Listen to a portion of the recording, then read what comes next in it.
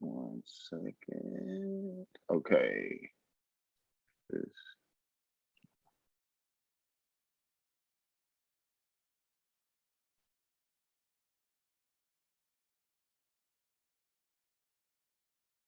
Okay. You should see this presentation. What do you see? Do you see the Brickline? Not yet. Lost it. Okay. What was that about? Okay, hold on. I'm gonna try this one more time. Okay, what do you see now? There it is. There it is. All right, awesome. So I'm gonna skip ahead to the fun part, to my part, you know. I know y'all about business. We're gonna get right into it. So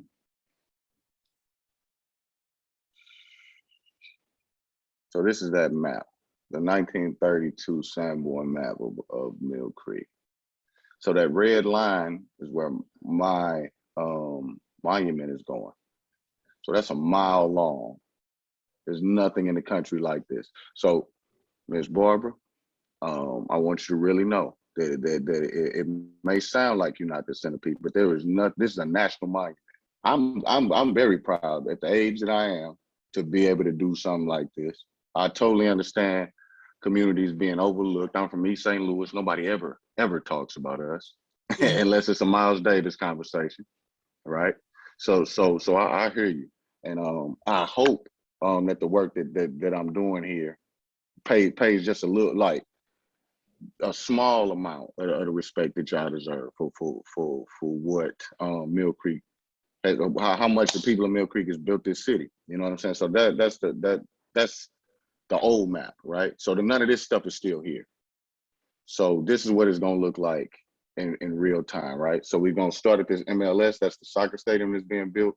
It's gonna be a cluster of about 8 of them there, like a whole, like a real, like, I don't know, I hate to use the word real. The whole thing is a monument, but this is gonna be a hub right there.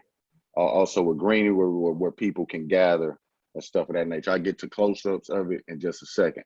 And along that whole strip of market, there will be individual pedestals, right?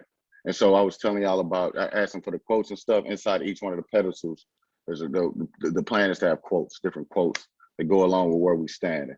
The one at the People's Building will be a little bit more, a little special, because it's going to be 2 bronze statues of children at the top. I'll explain to you why I'm doing that in just a second. So along, you see like each node where it's like 13, 12, 11. Those are individual markers, right? When by the time we get down, excuse me, to the Stars Field tribute, there's going to be a few specific pieces that are not the same design aesthetic, but will commemorate the St. Louis Stars, the Negro League team. So another bronze statue that I didn't design with a kid and a telescope, or that I'm working on designing, a kid and a telescope, but then also other markers to explain like they was a championship team, information about them. Then when we get all the way down to the Vashon building, which is going to be the Jazz Institute. I think they're doing a jazz museum there.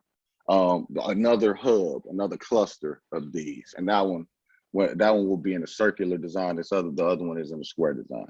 So it should work both ways. So it like whether you start from this side, whether you start from Harris Stowe and go down to the MLS, or you go from the MLS down to Harris Stowe, the plan is to make it work both from any angle, you know.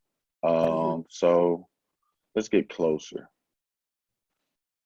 So this is the sky view of where this MLS building would be, right? So you see right here is the main installation, but this greenery is supposed to be a gathering space. It was really important for me that one is it's an open space, and one where Black people feel comfortable going and being out and being a part of it. I don't want it to make it too too bougie, where people don't want to be out there and people don't think that they're safe out there. People don't want to be around it, quite frankly. That's where I'm coming from when I'm making it. I want something that, how do you do that? Well, you want me to explain? So what I'm thinking is like when we get into class and we get into seeing police everywhere, and police are not there, and when I done grew up in, they have never been you know, it's to protect property, and it's also a signal to a certain class of people, usually of black people, but it could be white people, it could be poor, but there's a class of people that usually ain't welcome in certain spaces. So what I'm trying to do is create a space that everybody feel welcome in, no matter what their economic class is, no matter what their color is, but specifically Black people feel comfortable being out here and being around this space. So that's what I mean. That bougie might not be the right word, but I hope I just explained what I meant by that use of that word. No, I agree wholeheartedly with Yes, ma'am. your concept. I just want to know how do you design that to make sure that all ethnic groups, all classes feel, like you say, safe and comfortable? How does that design work? Oh yeah, I mean, I don't know how you know, I can try. It ain't no guarantee to it, but I can tell you what I was thinking about. I was thinking like keeping it open, right? There's no fences, there's nothing so high that looks like you're not supposed, you know, it's an open air moving space. So that was one thing. And so I know like shrubs are also used for that. Shrubs are used to keep people, you know, rich people grow high shrubs. That's a signal to you, to like, so that you don't see into that. So one thing was really about keeping the space open. But these markers, I wanted them larger than life. One, because like I said, I grew up here. I didn't even know this existed. A lot of people don't know that this place existed. And I want the impression that like you cannot ignore it. I want it up so high and so big, right? That you could see it, you know, you could see it from miles out, that you finna get to something. You're gonna get to this monument. And even when you're standing next to it, they 15 feet high, and you can see how, like, just with the people around, you can see how big these things is gonna be. So standing right next to them, you have to deal with it. You know what I'm saying? Like you have to acknowledge it. And metaphorically, the reason for that is because the history has been overlooked for way too long. And when you see this, you're gonna, like, if you're not from here, and if you are, when it first go up, people gonna want to know what it is, and that alone is gonna bring people to this area, and it's gonna at least spark something. They probably won't learn the deepest, like you know what I'm saying, all of the details, but it should spark an idea so that people go back and check this out. And we're gonna make sure that it's not hard to find either, that the information ain't hard to find. So we're working on different ways to do that with like augmented reality and stuff of that nature. May I ask another quick question? Yes, ma'am. Go ahead, Because Ms. Horn. when you think about future generations, current and future, and how they, when they're reading those quotes, if they're all rosy and rhapsodic, that's one extreme. Yeah. It's all negative. That's They another. not. Yes, ma'am. And I'm super. Yeah, I want to. Yes, I'm right there with you. Even in just in this cluster here, when you see the ones that I done picked, some of them good, some of them bad, you know. But I think that what we have been seeing is always leaning on the bad. Whether it's movies, music, like they lean on that part of the Black experience. A lot of people do, because we ain't usually in control of it. So I want a balance. I want it to be real people. People ain't good or bad. They both. So and it take people of all types and all types of experiences to make a community. So definitely, Ms. Horn, we're like that's my main goal, and all the way down, up and down the thing, that you hear good experiences, you hear bad experiences, or just not overly like overly cheery the whole way through. Because I think we usually use a heavy-handed approach to amending history instead of just telling the whole truth. So one of my goals is just trying to tell the whole truth. So that's why I'm here to talk to y'all, to get the truth, you know. So yes, ma'am. We're gonna go. Let's get even closer on it. So so the idea around this, I said it at the one I was at, but you couldn't see it. So now this idea may make a lot more sense. So the basic premise of this is that over time, things have been erased, right? So I want to think of what's the most universal symbol for time that I can think of. Children, babies, people that speak French, German, wherever they from. What's something that time like represents time? And the first thing that came to my mind was an hourglass.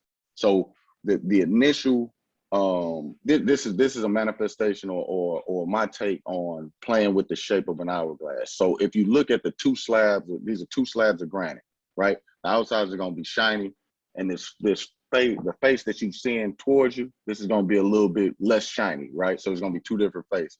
But this negative space is a representation of an hourglass. You know, the two triangles that sit on top of each other. And the idea is that this part this is going to be actual dirt, actual earth from Mill Creek, and there's a process called rammed earth that they can you can just basically put so much pressure on this stuff that you can make rocks in real time, like make stones, but it'll be the actual earth that comes from Mill Creek that sits in this top part. And that's the idea, or that the idea of that is that we're not only taking something that has been buried, literally the dirt. We're taking the dirt from Mill Creek, something that's been buried, the ideas, these stories, these, you know what I'm saying, these experiences, and we hoisting it up 15 feet high for people to see from basically any vantage point. And then the second layer of it is that, and when the hourglass is going, the way that we know time is passing is because the sand is going to the bottom. So the idea is that the sand is staying at the top, or the earth is staying at the top. So that means we stop time for a second, so that we can acknowledge a time and a place and a people that didn't get they fair due when it was around, right? So not only excavating these things, like an archaeologist, like digging up these stories, but like putting them on a pedestal for the whole world to see. And that's kind of, at least that's the metaphor that I'm playing with this specific design. I also wanted something that is simple, and my favorite stuff is simple and elegant. Basic shapes, clean rendering, because it could be any time. It's a timeless thing. So like you're saying, generations later, 20, 30 years later, I think that this type of design will still be, just minimalism will still be cool and still clean. But it's still got a futuristic edge to it, I think, with the materials that we use. We're gonna have the braille will be these quotes that I'm getting from y'all. These will go on the inside. You're not meant to walk in. That's another thing. You're not meant to like grown-ups won't be able to fit in. Like maybe a little kid will be able to fit through there, but you're not meant to walk in there, right? And the idea is that it's at an angle for you're peeking in. So what you're seeing, the idea of that is these people and these experiences, you're being let in on something personal and something vulnerable and something genuine coming from actual people that lived here, right? It's almost like being invited into somebody's home that lived there, right? And so the idea is that you will be able, it'll be visible, you'll be able to read it, but it's not supposed to be like you go in there and get in there. It's like you getting the privilege of getting these quotes, or you getting the privilege of hearing what actual residents said and how they live. So we built one, right? And I think we're gonna pull this back out. I don't know if they kept it or broke it apart, but this is one built out of wood, just so I could see how tall it is.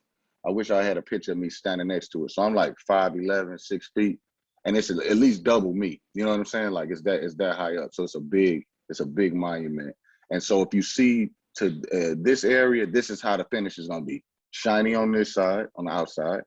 And it's gonna be a little bit rougher right here. So it'll be, and the inside will be just like this smaller piece. And that's so basically when it's lit up at night, you can still read the words, because if it's too shiny, like the light you won't be able to read the words at nighttime. So we cutting it a certain way so that you can still read the words on the inside. Okay, so this is the first formation. This probably gonna be the first thing made. So you see these lines right here? These are actual lot lines of the buildings and the houses that sat right there in that position, right?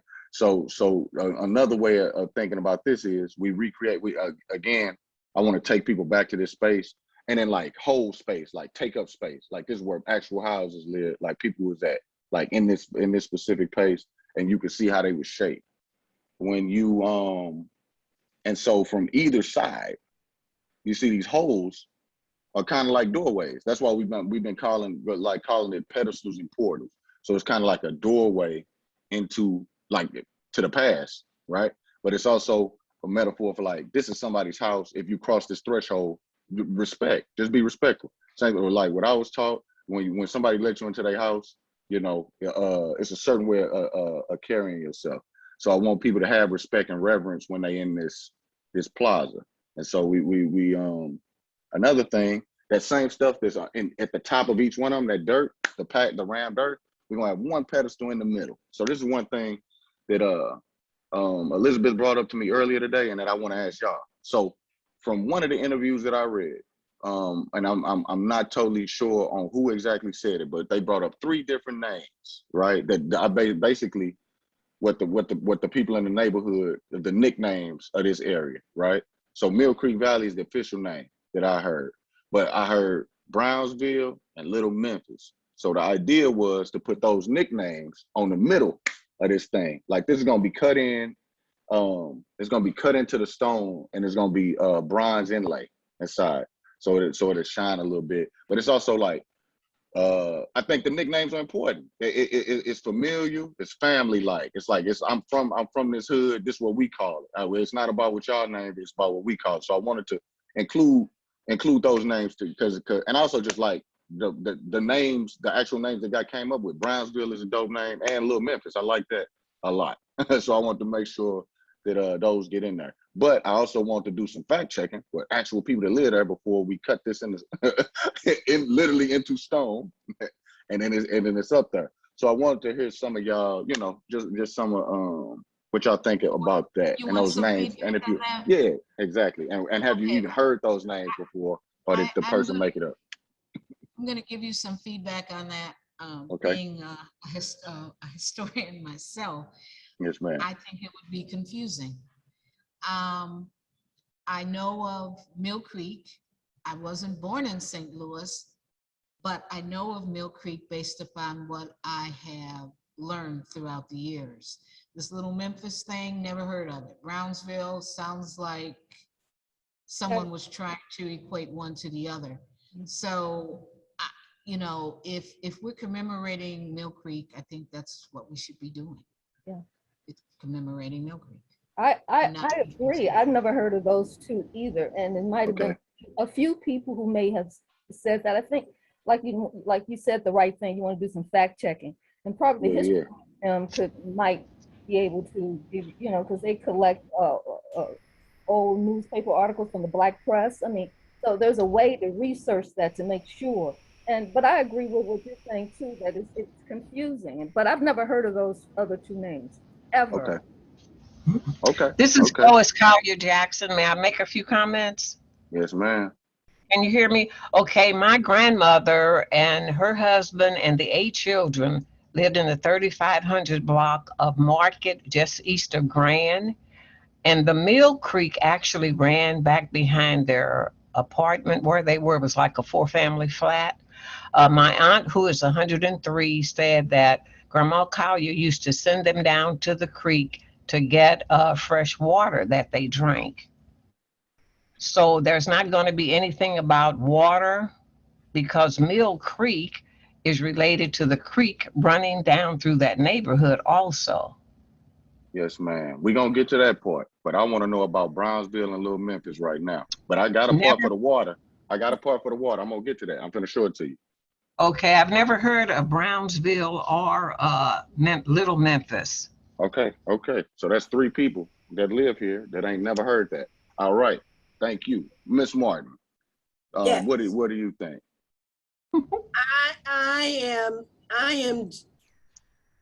I'm just pushing for Mill Creek Valley. Yes, ma'am. Okay.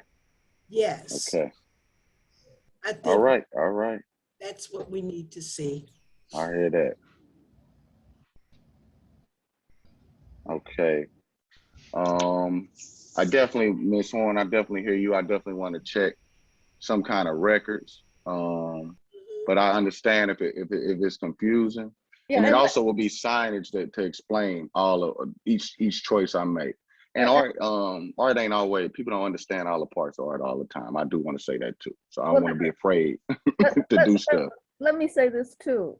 Yes, ma'am. I wrote, and I want to say this to Elizabeth too. I wrote a book too about Mill Creek. It came out in 2018. I did lots of research. Yeah. That's why and then I was a journalist for the Black press. Yes, ma'am. And wrote extensively for years.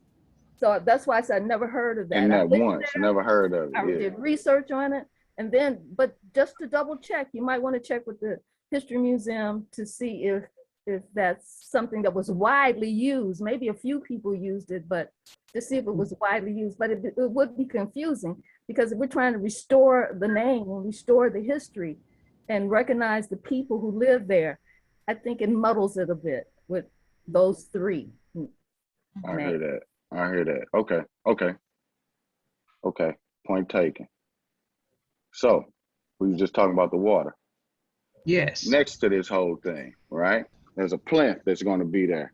This is like 20 feet long. This is, you can see behind the size of these people, this is not a short amount of time, right? Like, so this is a big piece of the, and this is made out of the same stuff.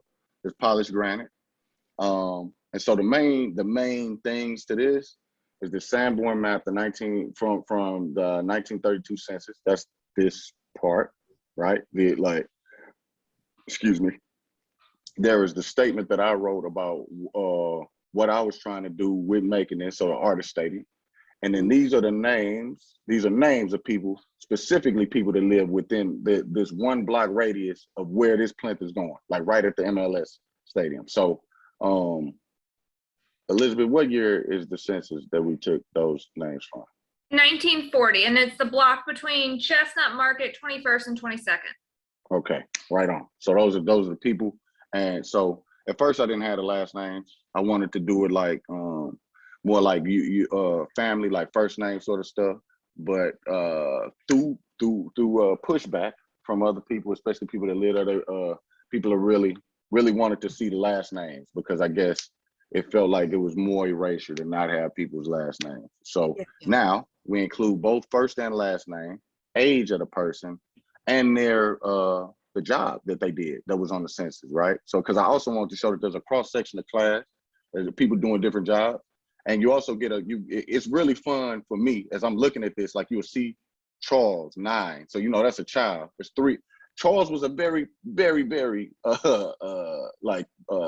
popular name in this block in 1940 for some reason. I don't know if it was a famous person named Charles that everybody started naming their kid after, but it's really, there were clues inside of these names that you could see of certain things about how people was living, what they was into. So I really like that me personally, as somebody, you know, a younger person that's in the history, just seeing what people was doing and how they was living, jobs that don't exist anymore, railroad car porter, like things that I had to figure out what that even is. I had to go back because I saw it on this census, right? And so I think it's going to be a lot of fun, especially when they bring kids from schools to this, because this is going to be a destination that people bring kids from junior high schools and high schools. I really think.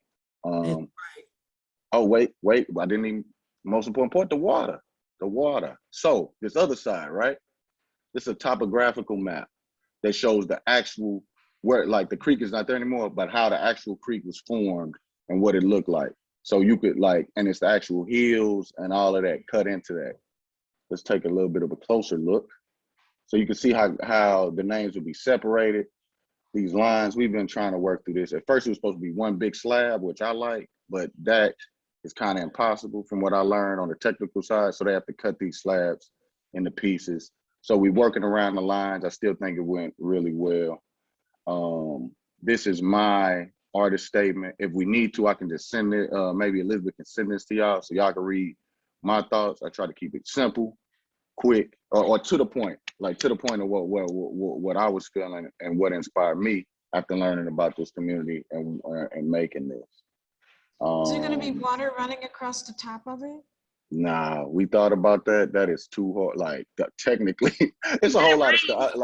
It may go where when it rains, but like when I learned so much about like maintenance, how much water will break things down, like the city, I was in like, if y'all would have saw some of my early drawings, you'd have been like, this is outrageous. Like, and so they had to scale me back because I had big dreams, you know. But I think I wanted to keep the main things, because I do agree. Why is it called Mill Creek if it ain't no creek? Like little questions that I had to ask, and I think children will be asking that. So those things, those topographical things, I think are very important. But yeah, we want to water there. We want to water at Harris Stowe. Everybody keep telling me nah. So, but we gonna keep pushing. We'll see, we see if we can pull that off. But they ain't going for it right now. So here go our map. So what we did with the map, you see these bronze pieces, right? So these buildings still exist. So we want to make sure that you could see these certain things still are alive, but and it shows how much of this neighborhood has been removed, like on a bigger level. So the white parts, it'll be white paint inlay. The streets are clearly marked, like Jefferson Market, but the bronze pieces are buildings that still exist, right? And then this line around here is basically showing you where you are standing at right now. So this is where the stadium will be, and as you can see, that's a lot of buildings, that's a lot of homes that used to be right there.